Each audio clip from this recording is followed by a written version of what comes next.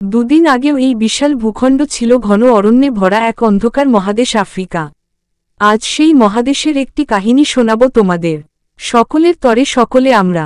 আফ্রিকার মাঝখানে ছিল পাহাড় আর জঙ্গলে ভরা একটি রাজ্য। সে রাজ্যের মুবঙ্গা ছিলেন অত্যন্ত অহংকারী। মানুষকে তিনি মানুষ বলেই গণ্য করতেন না। প্রজাদের চাকর ছাড়া কিছু মনে করতেন না।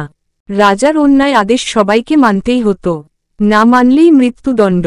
প্রজাদের মনে কোনো সুখ ছিল না, তবুও প্রতিবাদ করার সাহস কারও ছিল না। বছরের প্রথম দিন, রাজা সভায় বসে আছেন, চারপাশে সর্দাররা।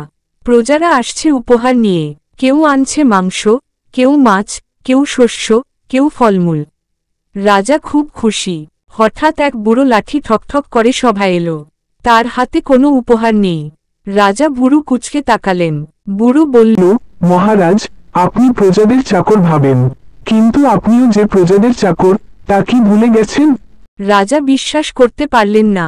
তিনি গর্জন করে উঠলেন, সাহস তো কম নয় তোমার। তুমি জানো, এখনই আমি তোমাকে মৃত্যুদণ্ড দিতে পারি। বুড়ো শান্ত গলায় বলল, মহারাজ, মৃত্যু তো একদিন হবেই, তবু আমি বলবো, রাজা জনগণের সেবক। আল্লাহ চান না রাজা প্রজাদের চাকর ভাবুক। আমরা সবাই একে অন্যের সেবক। রাজার চোখ মুখ লাল হয়ে গেল। তিনি বললেন, আজ রাত নামার আগেই প্রমাণ দিতে হবে, না হলে কাল সকালেই মৃত্যুদণ্ড। বুড়ো সভা থেকে বেরোতে যাচ্ছিল।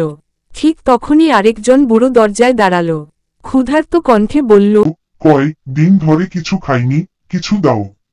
লাঠি হাতে বুড়ো বলল, মহারাজ, নতুন বছরের দিনে তো অনেক উপহার পেয়েছেন, এই বুড়োটাকে যদি কয়েকটা ফল দিতে অনুমতি দেন।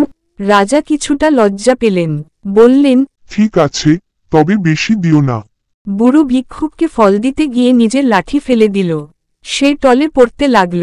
তখন রাজা নিজে ছুটে গিয়ে লাঠি তুলে তার হাতে দিলেন। বুড়ো হেসে বলল, মহারাজ, আপনি একজন সাধারণ প্রজার সেবা করলেন, এই হলো প্রমাণ আপনার মধ্যে উদারতা আছে। রাজা বুঝলেন, অহংকার শুধু অমানুষ করে তোলে। তিনি বললেন, আজ আমার চোখ খুলে গেল। তুমি আমার শিক্ষক, তুমি আমার পরামর্শদাতা হবে। সেদিন থেকে রাজার স্বভাব পাল্টে গেল। তিনি আর অত্যাচারী রইলেন না, প্রজাদের সেবা করলেন। রাজ্যে আর কোনো দুঃখ কষ্ট রইল না।